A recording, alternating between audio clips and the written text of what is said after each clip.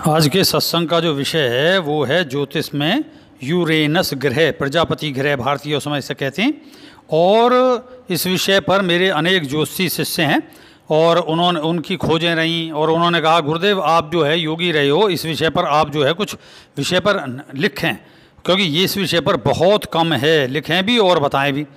तब मैंने उनसे कहा कि ठीक है, इस विषय पर मैं समय अनुसार लिखूँगा और बताऊँगा कि वैसे भी जब भी आपकी कुंडली में, जन्म कुंडली में पंडितों के बार बार दिखाने पर उनके द्वारा आपके जीवन में हो रही भयंकर उथल पुथल का कोई भी सही उत्तर नहीं मिल पा रहा हो, तो वो अब उन्हें खुद ये बात बताएं कि पंडित जी आप परंपरागत ग्रहों के आकलन से पाए फलादेश से ऊपर उठकर जरा ये नए परंतु प्राचीन ग्रह यूरेनस यानी हर्षल यानी अरुण ग्रह यानी प्रजापति जिसे, और हमारा दूसरा भी ग्रह है नेपच्यून और वरुण ग्रह, लेकिन उस विषय पे तो मैं फिर कभी बताऊंगा। तो इसे जो है हमारी जन्म कुंडली में जो प्रभाव देखें और अवश्य ही आपके सारे प्रश्नों का बिल्कुल सही सटीक उत्तर आपको मिल जाएगा। बस पंडित जी को इस ग्रह यूरेनस यानी हर्षल यानी अरुण यानी प्रजापति ग्रह की जानकारी हो, और नहीं है तो इस वीडियो को सुने और ध्यान से सत्संग को सुने। तो जितनी भी कुंडली जागरण है, जितना भी संसार में भौतिक और आध्यात्मिक क्रांति और जागरण है, युग परिवर्तन है, जैसे कि चारों युगों का परिवर्तन हुआ, अवतारवाद, ये ध्यान रखें, जितने भी अवतारवाद, अवतारों के जन्म हैं, वे सब के सब यूरेनस ग्रह के ही जो है प्रभाव और अधीनस्थ है, ये ध्यान रखें। और इस विषय पर मैं जो बताऊंगा यहाँ पे संक्षिप्त है, क्योंकि इतना लंबा वीडियो हो जाएगा, इस विषय पर मैं आगे और भी बताता चलूँगा, क्योंकि इसके विषय में भारतीय ज्योतिष में विशेष अध्ययन नहीं किया गया। ये नहीं है कि ग्रह नहीं पता था, ग्रह तो हमें अंग्रेजों से पहले का पता। और जब परंपरागतवादी बनकर बस पैसा कमाने के साधन पर ही ध्यान दिए, नतीजा विदेशियों ने इस ग्रह को अपनी वैज्ञानिक खोज देकर अपना नाम देकर रजिस्टर करा लिया, और वहाँ के ज्योतिषियों ने इस पर अपनी ज्योतिष लेखों से और नई खोजों को जनता के सामने नया ज्ञान देकर रखा, जबकि ये हमारे यहाँ पहले से ही प्रमाणित है। वेद व्यास जी ने महाभारत में इसका उस समय की ज्योतिष गणनाओं में कैसे इस युद्ध पर पीछे भी और वर्तमान के युद्ध पर ग्रह का प्रभाव है, ये संक्षिप्त रूप में उन्होंने यहाँ पर अपने उसमें महाभारत में ये दिया गया। असल में विदेशी खोज का विषय पौराणिक कथाओं में वैज्ञानिक आधार क्या है ये विषय रहता है, और वे जब इसे खोज लेती हैं तो जैसे कि मैं इस यूरेनस ग्रह के विषय में बताऊंगा, जिसे हमारे यहाँ प्रजापति बोलते हैं, तो इसके बारे में ले लो। उन्होंने यूनानी जो पौराणिक कथाओं में और जो कुछ भारतीय कथाओं में भी, खासकर यूनानी पौराणिक कथा में ज़्यादा है कि जो सबसे पहले उनकी जो देवी थी जिया यानी पृथ्वी, तो जिया जो स्त्री थी पृथ्वी, उसने बिना किसी पति यानी पुरुष के अपने से ही एक पुत्र पैदा किया, और पुत्र बाद में बड़ा हो गया तो वो इतना सुंदर था कि उसी से उसने मोहित होकर पति से पति बनाया और उसे संबंध करके अनेक संतानें पैदा की, और बाद में अपनी ही संतानों से यूरेनस का भयंकर विवाद हो गया। इसी संबंध में उसकी संतान ने समुद्र के किनारे उसका लिंग काट दिया और उसे नपुंसक बना दिया। इन सब में उसकी माता यानी पत्नी जिया यानी पृथ्वी का बड़ा भारी हाथ रहा, और खैर अंत में ये बहुत दूर चला गया, ये अनंत काल दूर चला गया। तो ठीक इसी कथा में छिपे जो ये तो मैं संक्षिप्त में सुनाई है, इसमें कितने जो है जो तूफान पैदा हुए, पवंडर पैदा हुए, ये सब विषय जब कथा है उनमें पढ़ोगे, तो ठीक इसी कथा में छिपे इसी तथ्य से इन वैज्ञानिकों ने सहजता से खोज लिया। जैसा हमारे वेदों में लिखा तो उनमें सब में से खोज लेते, हम तो बस केवल उसे रटते हैं, पढ़ते हैं कि जी मैंने वेद पढ़ लिए और वेदों में सब कुछ लिखा, कहाँ है उसे ढूंढो ना। तब इन्होंने यूरेनस पृथ्वी का ही हिस्सा था देखा और सहजता से अनुमान लगा लिया कि यूरेनस पृथ्वी का हिस्सा था, सबसे पहले इसका मतलब पृथ्वी थी। और वेदों में भी इसी चीज़ का उल्लेख है कि जो उसे मैं बताऊंगा कि यूरेनस पृथ्वी का हिस्सा था, और बिना किसी बाहरी ग्रह के टकराव के पृथ्वी में ही किसी आंतरिक संरचना में विस्फोट स्थिति बनने से ये टुकड़ा यूरेनस बना, और साथ ही मंगल ग्रह और चंद्रमा और शुक्र ये भी बने। चूँकि पौराणिक कथाओं में केवल पृथ्वी को ही जीवित ग्रह माना गया है, और सबसे पहले पृथ्वी ही ईश्वर ने बनाई, यानी मूल तत्व जो ईश्वर है उससे पृथ्वी ही सबसे पहले जन्मी, और उसके बाद जन्मा आकाश, और उसके बाद ही जो है प्रकाश, और प्रकाश व जो मूल तेज है उसी को रखते हुए ईश्वर ने सूर्य आदि ग्रह बनाए। ये आज झूठ लगता है, पर अध्ययन होगा तब ये ही विदेशी इन क्षेत्रों में प्रमाणित करके इस बात को अपने नाम पर रजिस्टर करा लेंगे। यूँ तब पृथ्वी या यूरेनस के नज़दीक होने के संघर्ष से ही अनेक ग्रह, अनेक आश्चर्यजनक भयंकर जो तूफान टाइफोनिक जन्मे और अनंत काल की घटना के इस पौराणिक कथा के अनुसार, मतलब जो संक्षेप में बिगड़ी हुई भी है, अपभ्रंश भी हुई पड़ी है, तो उस कथा के चलते ये यूरेनस पाताल यानी अंधकार में अनंत दूर हो गया, पर इसका पृथ्वी से बैर नहीं गया और ये वहीं से अपना प्रभाव पृथ्वीवासियों पर अच्छा व बुरा मतलब रूप में डालता रहता। वैसे भी ये समान मान्यताओं के अनुसार देवों में ये प्रथम होने से इसे शनि का पिता, बृहस्पति का शनि और शनि पिता है, और शनि का पिता होने से यूरेनस भारतीय नाम प्रजापति यानी इसे सारी जीव, मनुष्य जाति और पृथ्वी के संयोग से उत्पन्न हुई। जितनी भी पौराणिक अर्थ वाली जो है कथाएं, वो अर्थ इसका बना दिया गया। तो शनि का पिता हो गया और बृहस्पति का, शनि पिता होने से बृहस्पति का ही दादा होगा। तो यूरेनस प्रजापति बृहस्पति ग्रह का भी पितामह ग्रह, और पृथ्वी की जो बहन शुक्र ग्रह, उसका जो खुद का रंग है खुद भी वो नीलवर्णीय है, मतलब आसमानी विषय है। तो ये विषय है, तो इस चीज़ को लिखा गया कि आसमान पैदा कर दिया, आसमान में एक शुक्र ग्रह तारा है, तो जो शुक्र ग्रह तारा है वो इसी से ही प्रकाशित है। ये बहुत सारी चीज़ें हैं जो रहस्य समय अनुसार आपके सामने आते चलेंगे, और मैं किसी और सत्संग में भी से समझाऊंगा। यहाँ तो मैं मूल बात यूरेनस पर करता चला। तो समझ आया होगा, शनि व प्रजापति का जन्म, शनि और जो बृहस्पति का जन्मदाता होने से और शुक्र का भी इस पर प्रभाव होने से, ज़्यादा प्रभावी होने से यूरेनस यानी प्रजापति कितना महत्वपूर्ण ग्रह है। चूँकि पृथ्वी और इसकी संतान से इसका मृत्यु तुल्य झगड़ा चला, इसी कारण इसे पृथ्वी और उसकी संतानों ने इसके प्रभाव को मानने से इनकार कर इसे अपनी स्मृति से हटा दिया। पर कितना ही हम ऐसा स्वीकार करें, पर इसका प्रभाव बहुत ही विशाल और अनंत वर्षों तक देने वाला है, यानी 84 साल का प्रभाव हम पर पड़ता, क्योंकि इसके दोनों जो गोलार्ध हैं सूर्य के चक्कर काटते में 42 और 42 वर्ष सूर्य के सामने रहकर इस पर दिन और रात बनते हैं, और इसमें हीरो की बारिश होती है। यानी मनुष्य पर इसकी 64 मतलब 84 साल का जो, अब 84 जो से 64 कलाएँ, तो 84 कलाएँ साल तक रुक रुक कर जो है जो इकट्ठी प्रभावी दशा इसकी बनी रहती है। हम पर 41वें साल में विशेषकर आती है इसकी महादशा। ये समझिए 14वें में मतलब 14वें में आएगी, 31वें में आएगी, 42वें 41 और 42 के बीच में आएंगी, और फिर इसी तरीके से ये आती हैं, और ख़ासकर 84 साल तक रुक रुक के। तो इसके 7 आंकड़े कर दिए गए कि 7 साल राशियों पर इसका प्रभाव रहता। तो रुककर जो इकट्ठी प्रभावी दशा है, तो सोचो कि उम्र ही कहाँ इसके प्रभाव से बची।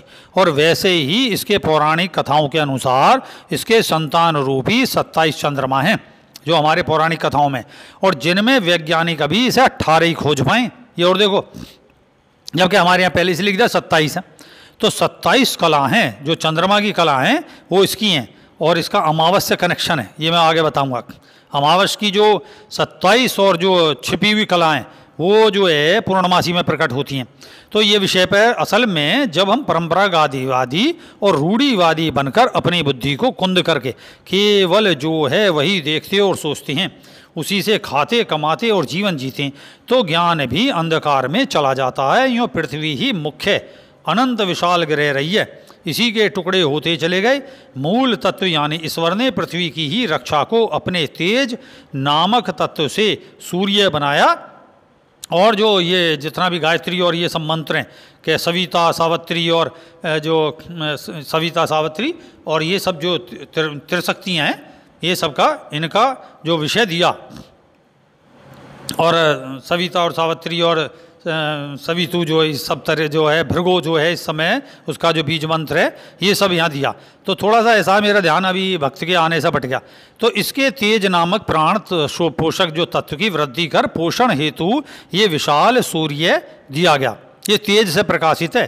तभी हमारे तत्वदर्शी ऋषियों ने इन सब ग्रहों को पंच तत्वी माना और पृथ्वी को इस सब का मूल आधार माना है। यहाँ परंपरागतवादी सोच का अर्थ है कि पृथ्वी पर हम हैं, तो हम पर बाहरी प्रभाव पड़ने पर गणितीय आधार है, पर केवल इसी पृथ्वी पर जीवन क्यों है ये देखें। यूँ हमें इस सब के आधार हैं आदि आदि। ये जो चिंतन है ये वैज्ञानिकों का विषय रहा, और विज्ञान में बार बार इसी चिंतन के चलते उनकी थ्योरियों में बदलाव आता रहा और आएगा, क्योंकि ये कोई निश्चित नहीं है, भौतिक है, मटेरियल जो है थ्योरियाँ हैं, इसलिए आध्यात्मिक जो थ्योरी है वो कन्फर्म। और आगे भी यहाँ कहाँ देखोगे कि ये विदेशी अपना नाम रख रजिस्टर करा देंगे, इसे भी सब कुछ जान के। हमें भी अपने पौराणिक कथाओं में छिपे विज्ञान को अपनी नज़र से खोजना होगा, क्योंकि वो हमारे ऋषियों ने लिखा है और हमारी भाषा में हम में उसका रक्त बहता है, यूँ हम जल्दी ही उसको प्राप्त कर लेंगे। ये पक्की बात है, बस ध्यान देने की बात है।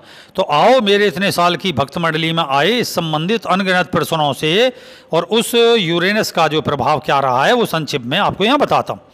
यूरेनस यानी हर्षल यानी प्रजापति। वैसे हर्षल ही से सूर्य की कक्षा का ग्रह जो अंग्रेजी में, और सूर्य की एक प्रदक्षिणा करने में इस ग्रह को 84 वर्ष लगती हैं, ये मैं बता चुका। अर्थात यह ग्रह एक राशि में 7 वर्ष तक रहता है। यह ग्रह शनि से अत्यधिक बलवान और बलिष्ठ और तमोगुणी और भयंकर घटनाकारी ग्रह है। जितनी भी विश्व भर में युद्ध की स्थितियाँ, और वो चाहे देवों और दैत्यों के समय बनी हो, या जो क्या नाम भगवान और शैतान के बीच में बनी हो, या रामायण महाभारत से लेकर रामचंद्र जी रावण में, महाभारत में पांडव और कुरु इनमें सब में बनी से लेकर, और प्रथम और द्वितीय विश्व युद्ध और छोटे छोटे जितने महायुद्ध हैं, और आतंकवाद पे तो इसका सबसे ज़्यादा कब्जा, ये सब के सब इसी यूरेनस के कारण हुए। और जितनी भी भौतिक खोजें हैं और जितनी भी साइंटिफिक खोजें वे किसी भी क्षेत्र में हो, वो सब इसी की देन है। और यहाँ तक कि आध्यात्मिक जगत की जितनी भी खोजें हैं, युग परिवर्तन हैं, कुंडलिनी जागरण है, इससे संबंधित अनेक वैज्ञानिक हो या योगी विभूतियाँ हुई हों, वे सब के सब इसके होने में ही इस ग्रह का सर्वोच्चतम हाथ है। और विश्व के सभी धार्मिक व राजनीतिक परिवर्तनशील क्रांतियाँ जो भी हैं वे यूरेनस ग्रह के प्रभाव से हुई और आगे भी होती रहेंगी। मेरी इसी भाषा में इसे जो है मैं शैतान यानी कालदेव और परम कालदेव, और या जो है शैतान का लोक भी कह सकता हूँ।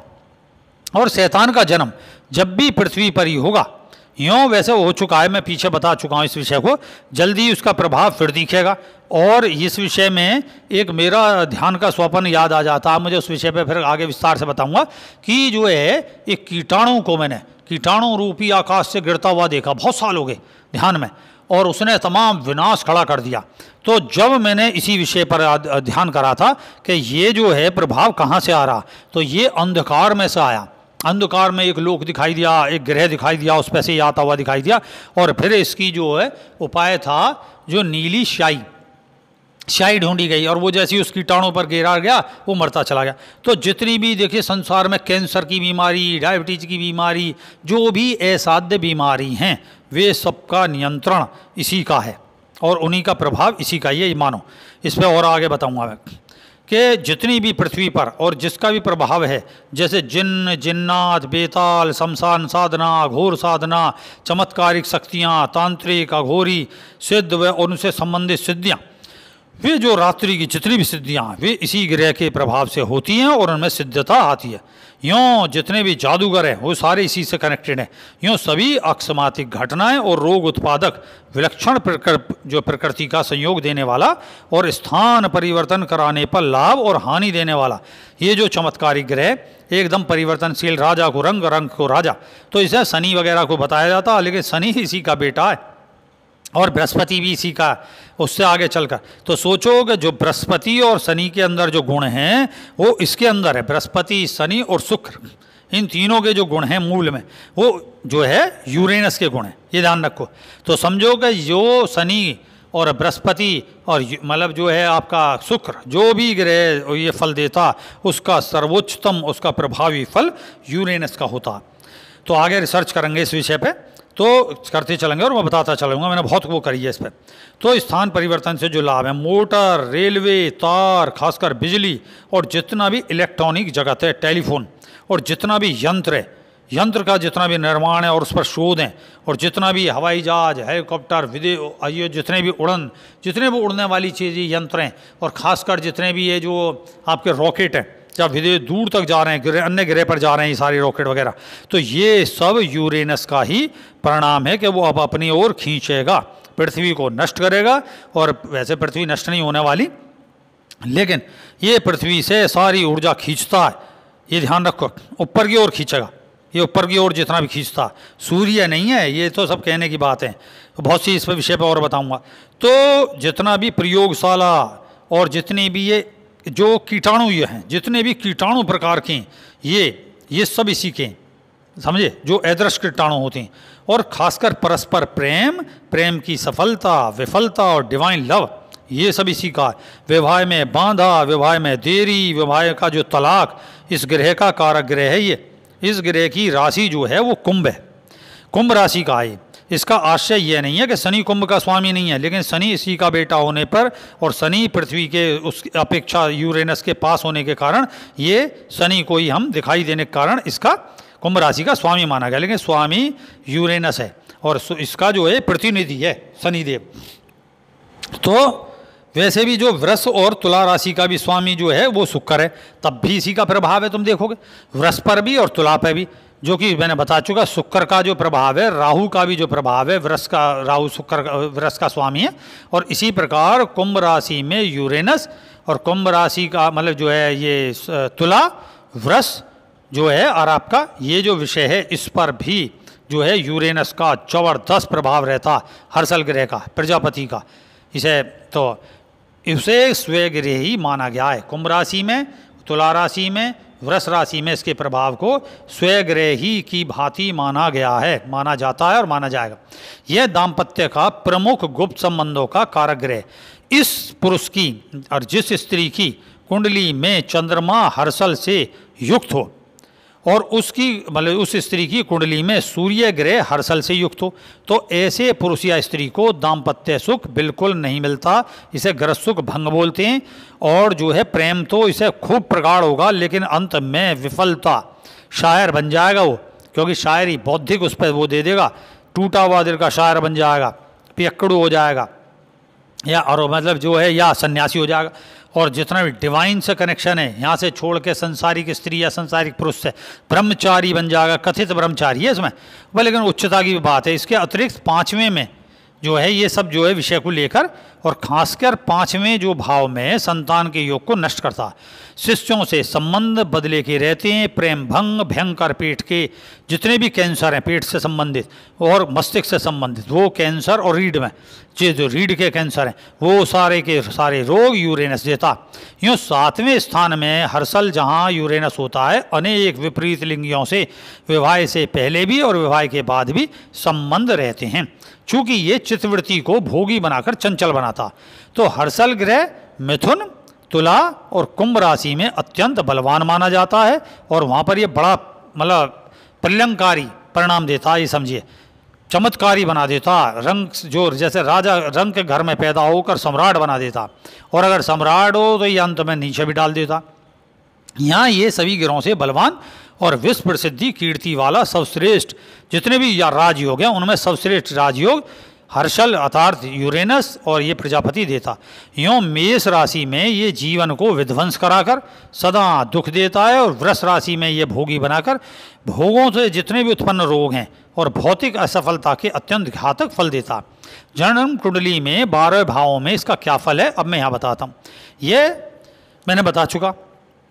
यह जो है 5वें, 9वें, 10वें और 11वें मतलब 5वें, 9वें, 10वें और 11वें स्थान में शुभ और सर्वश्रेष्ठ राजयोग का शुभ परिणाम फल देता है, और शेष अन्य पहले घर, दूसरा घर, तीसरा घर, चौथा घर, छठा घर, 7वां घर, 8वां घर और 12वें घर, इन स्थानों में अशुभ फल ही अधिकतर देता। फिर भी यदि लगन में हर्षल यूरेनस हो तो मनुष्य असाधारण और लौकिक जगत से हटकर चमत्कारिक व विलक्षण स्वभाव का होता है। जैसा अघोरी होते हैं तुम, अघोर पंथ से एक तरीके से उसके जीवन में अघोर पंथ सा दिखाई देगा, ऐसा दिखाई देगा कि ये सब समाज के विपरीत चल रहा। तभी तो कह देते हैं कि बृहस्पति पे इसका प्रभाव होने पर जो चांडाल योग जो है वो बन जाता है इसका।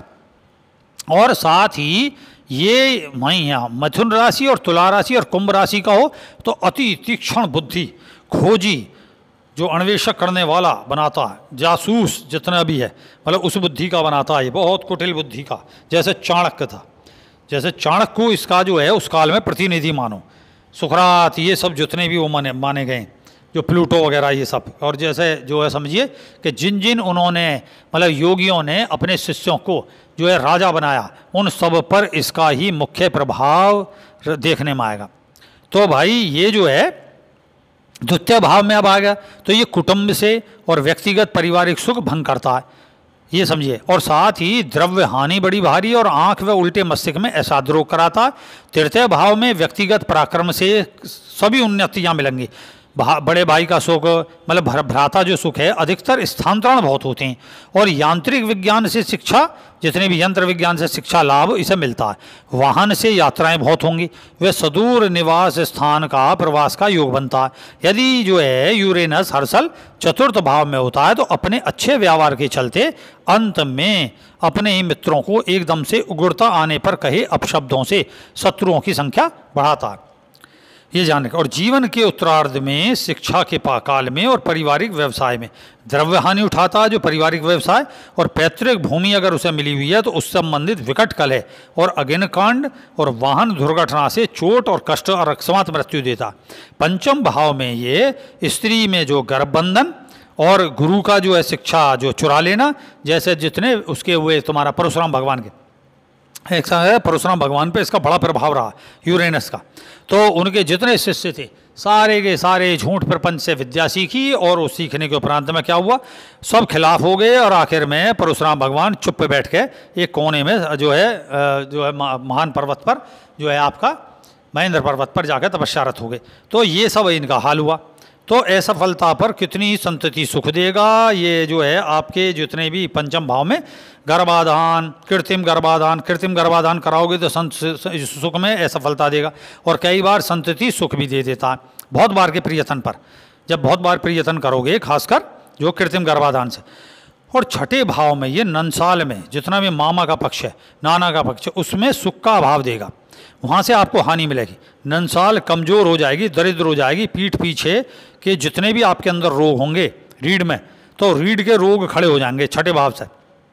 सप्तम भाव में गुप्तांग की जितनी भी बड़ी कमजोरी से विवाह और दाम्पत्य सुख का नाश हो जाएगा, नपुंसकता खड़ी हो जाएगी आपके अंदर। वे तलाक जो देता, इसी संबंध को लेकर तलाक होगा आपका। और कथित बाहरी लोगों से वे जासूसी, जितने भी छल प्रपंची योजना और ऐसी जो गुप्त लाभ हैं, उनसे बड़ा लाभ देता है। और अंत में चरम के बाद पतन इन्हीं गुप्त जो संबंध है इनसे बनाता है। अष्टम जो भाव में अल्पायु में ही 13वां, जैसे चौथी साल में, 8वीं साल में, मतलब 13वें, खासकर 13, 18, 26 और 31वें साल में अकस्मात जितने भी मृत्यु होंगी और एक्सीडेंट में मृत्यु देता, जिसका कोई कारण नहीं पता चलेगा। ये ऐसे जैसे कहेंगे तांत्रिक अनवरवादियाँ, क्योंकि तंत्र पे इसका सिस्टम है, तो इसे कहेंगे गुप्त रूप से तांत्रिक चौकी मूठ आदि से ये नकारात्मक शक्ति से मरा। और नवम भाव में ये धार्मिक संस्था का संगठन करने से, क्रांतिकारी धर्म वैचारिक खोज से ऐतिहासिक सदियों की प्रसिद्धि देता है। जैसे बुद्ध हुए, महावीर हुए, ये जो अवतारवाद है, ये सारा अवतारवादी जितने अवतारीवादी हुए लोग, ये सारे के सारे नवम भाव में इनके में धार्मिकता में ये यूरेनस का विशेष प्रभाव रहा है, ये ध्यान रखें। खासकर ये विश्वविख्यात धर्मगुरु बनाता है। और 10वें भाव में सामान्य घर में, मतलब ये क्या है, नवम भाव को मैं बताता चलूँगा। और धार्मिक स्थान बहुत बनवाएगा, ये ध्यान रखें, बहुत बनवाता है धार्मिक स्थान। और अब बताता हूँ 10वें भाव में सामान्य घर में पैदा होकर या प्राचीन कुल में जो डूब रहा है, प्राचीन कुल, उसमें पैदा होकर बड़ा राजा, सम्राट या देश का शासक बनाता है। पर यहाँ ये यदि राजा है तो उसे उसके चरम काल में, मतलब जब दूसरा पहर होगा राजा का, पहले पहर में तो बहुत प्रसिद्ध होगा, दूसरे काल में वो जब प्रसिद्धि के चरम पर होगा, ये आगे मोदी जी के में देखने में आएगा, तो जो है वहाँ उसे अचानक हानि पहुँचाकर कुछ भी कर सकता है और भिखारी बना दे, राजा को भिखारी बना देता। फिर ये बहुत काल बाद संघर्ष से उसे पुनः राज्य लौटा देता अगर उसकी आयु रही तो। और 11वें भाव में उच्चतर किसी एक या अपनी एक स्वतंत्र संस्था खड़ी करके या अनेक सहयोगी संस्थाओं से अच्छा संबंध बनाकर उच्चतम प्रसिद्धि सहित उच्चतम लाभ, राजनीतिक या जो है मतलब राजा से लाभ देता है। जो राजा मतलब जो रजिस्टर्ड संस्थाएं, और या अपनी संस्था बना के उससे उच्चतम प्रसिद्धि पाएगा। तो और 12वें भाव में आजीवन कारावास, विदेशों में भटकना, बड़ी भारी और धीरे धीरे किसी भी बिजनेस में लगाई गई धनराशि की छल से हानि, बार बार हानि। आप बार बार पैसा लगाओगे और आपके विश्वास करोगे, आपके लाभ हो जाएगा, फिर हो जाओगे हानि पा जाओगे। और जितनी भी ऋण संबंधित हैं, मतलब जितनी भी ऋण आपकी जो बैंकों से योजना मिलती हैं ऋणों की, ये सब पे इसी का अधिकार। तो ऋण उसका जो है अगर मिल गया, पहले तो मिलता नहीं अगर इन संबंधित है, और मिल गया तो उतरेगा नहीं। यानी ऋण से संबंधित जो दोष हैं वो 12वें खाने से देखे जाते हैं, और इसलिए जो है ऋण इस पर कभी उतरता नहीं है, लेता रहेगा बस। यानी सभी ऋण योग उसे मिलते और बनते और बिगड़ते हैं। और पारिवारिक व बाहरी शत्रुओं से सदा कष्ट पाता रहता है। अतः और अंत में जो है बाद में क्या होता है, बड़ी भारी बीमारी से मृत्यु पाता है। और संन्यास अगर ले लिया तो सिद्धि नहीं मिलती, और सिद्धि के अंत के पहुंचने से पहले ही उसे मोक्ष नहीं मिलता। मतलब उसमें प्रवेश हो जाएगा, झलक आएगी, लेकिन उसे पूरी सिद्धि नहीं मिलेगी। ये है। और अब इसके उपाय मैं बताता हूँ। वैसे उपाय के लिए उतना विशेष आगे कभी लिखूँगा, फिर भी जब भी आपके जीवन में स्वास्थ्य के संबंधित हो, मतलब जो भी विघ्न बांध आए हों, अकस्मात पारिवारिक वे अल्पायु में परिजन और संतान की मृत्यु, यानी अकस्मात विवाद, अकस्मात प्रमोशन, पद से नीचे गिरना, और भयंकर प्रयत्न करने पर भी उन्नति ना हो, यानी और विवाह के कोई योग भी ना बने, बात बने टल जाए, बड़ी उम्र हो जाए, और गृहस्थ जीवन में सेक्स शक्ति चली जाए, स्त्री की और पुरुष की, दवाई खाकर भी नहीं आए, जीवन में अनगिनत उपाय कराने पर भी अचानक होने वाली घटनाएं ना रुकें, और कैंसर, डायबिटीज और जितने भी असाध्य रोग हैं, ना पता लगने वाले जितने भी ऐसी कष्ट हैं, वे सभी के सभी इसी प्रकार के आतंकवाद यूरेनस की देन है। और जीवन में इस संबंधित सभी 12 प्रकार के काल सर्प दोष तो केवल यूरेनस के कारण ही जानो, यों यूरेनस का ही प्रभाव है। तब इसका एकमात्र उपाय मैं बताता हूँ यहाँ कि अमावस की रात्रि पूजा जप ध्यान करना, बस स्मरण क्या रहे। और चेतावनी दे रहा हूँ, यज्ञ को प्रज्वलित नहीं करना इससे, क्योंकि अग्नि से इसका खिलाफत है, ये ध्यान रखें। अग्नि से इसकी खिलाफत है, ये बिल्कुल नहीं करें, अग्नि नहीं जलाएं। बस अगर जलाएं तो अंगारी पर सामग्री खें, और महाक्षण के टाइम 11 से 1 बजे के बीच में साधना करें, क्योंकि जो है यूरेनस का अग्नि से प्रबल विरोध है, और ये केवल युद्ध अग्नि को तो जलाता है, युद्ध अग्नि को शांत नहीं करता। युद्ध अग्नि जला देगा फौरन, आपको कुछ प्राप्त नहीं होगा, जितना यज्ञ अनुष्ठान करोगे उतना ही मारे जाओगे। तो केवल क्या करें, जैसा हमारे यहाँ पवित्र नदी है गंगा जल, मतलब गंगा नदी है, यमुना नदी है, या किसी भी नदी पोखर और जो पवित्र नदियाँ, उस पोखर में रात्रि के अंधकार में, खासकर अमावस को, अगर और अमावस भी ना आ पा रही हो, जल्दी करनी हो, तो जो है रात्रि में अंधकार में दक्षिण दिशा की ओर मुख करके जो भी अपना गुरु मंत्र है, या जो मंत्र है गुरु मंत्र विशेषकर, क्योंकि ये गुरु मंत्र से बहुत प्रसन्न होता है, ये ध्यान रखो। इसका अपना व्यक्तिगत कोई मंत्र वैसा नहीं है, क्योंकि पृथ्वी पर इसका मंत्र फलीभूत नहीं होता। तो फिर इसने शनि मंत्र और गुरु मंत्र, खासकर गुरु मंत्र के गुरु मंत्र का, अपने गुरु मंत्र का जप करते हुए, अब वहाँ से जो है जल से, मतलब जैसे गंगा जल है, यमुना जल है, या सरोवर का जल है, उस जल को अपनी अंजलि में दक्षिण दिशा की ओर मुँह करके अपने सामने को छोड़ते हुए यूरेनस देव प्रजापति का, जैसे हम अपनी भाषा में प्रजापति नाम लें। अब यूँ तो कहने को इनका मंत्र हो जाएगा ओम प्रजापतिये नमः, ओम प्रजापतिये नमः, ब्रह्मदेव का है ना ये वैसे, लेकिन ब्रह्म भी इसी से है, ब्रह्मदेव जो है वो इसी से संबंधित है। और बृहस्पति और शुक्रदेव दोनों गुरु भी इसी से अधीन है। तो जो परम काल देव को अर्पित करो, अपने गुरु को अर्पित कर दो, सबसे बढ़िया है। अपने गुरुदेव को अर्पित करोगे, यूरेनस देव पर अपने आप पहुँच जाएगा, ये ध्यान रखें। तो वर्ष भर की सभी अमावस्याओं पर ऐसे करने से मनवांछित चमत्कारी लाभ आपको प्राप्त होगा। अब इसका रतन क्या है ये बताता हूँ। यूरेनस का रतन है हीरा, विशेषकर काला हीरा।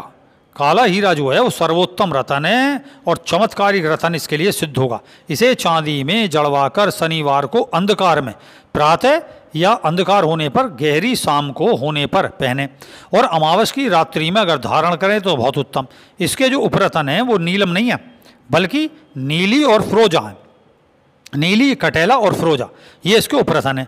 और यूँ किसी भी रतन को, इनमें से किसी भी रतन को अगर कोशिश करो तो चांदी में जड़वा कर गुप्त रूप से, मतलब जो अंधकार में, गले या बाजूबंद में पहने, ताकि रतन पर कोई नज़र ना पड़े, क्योंकि पृथ्वी पे ये दिखाई नहीं देनी चाहिए, ये खास बात है।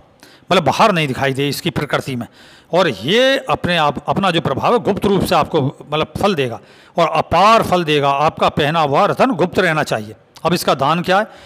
अमावस को धूसर रंग का जो धूसर जो मतलब कोकोला से रंग का जो कुत्ता या घोड़ा या अधिक से अधिक भिखारियों को, मतलब कोकोला रंग के भिखारी नहीं, भिखारी तो भिखारियों हैं, तो भिखारियों को काली दाल व रोटी से या जो है शक्कर मतलब गुड़ शक्कर का प्रभाव, और या जो है जैसे कुत्तों को मतलब आप जो है समझिए कि काली दाल भिगो कर, मतलब कुत्तों को तो नहीं, घोड़ों को काली दाल भिगो कर देंगे, कुत्तों को जो है रसगुल्ले काले जो है ये काले जो संबंधित मिठाइयाँ वो दें।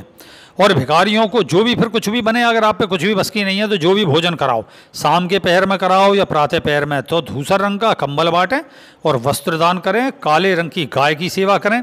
काले रंग की गाय इसमें काला बिजार, ये ध्यान रखें, काले बिजार को और काली गाय को जो रोटी दें गुड़ से, मतलब गुड़ रख के शक्कर रख के, मतलब गुड़ भी नहीं शक्कर रखें, शक्कर रख के और गुड़ का जो है मलीदा बना के अगर दें तो सबसे उत्तम है। ये ध्यान, कच्ची कभी गाय को ना दें, कच्चा आटा बिल्कुल बंद माने, निषेध माने, इससे गाय को नुकसान होता किसी प्रकार की, और ना बिजार को दें।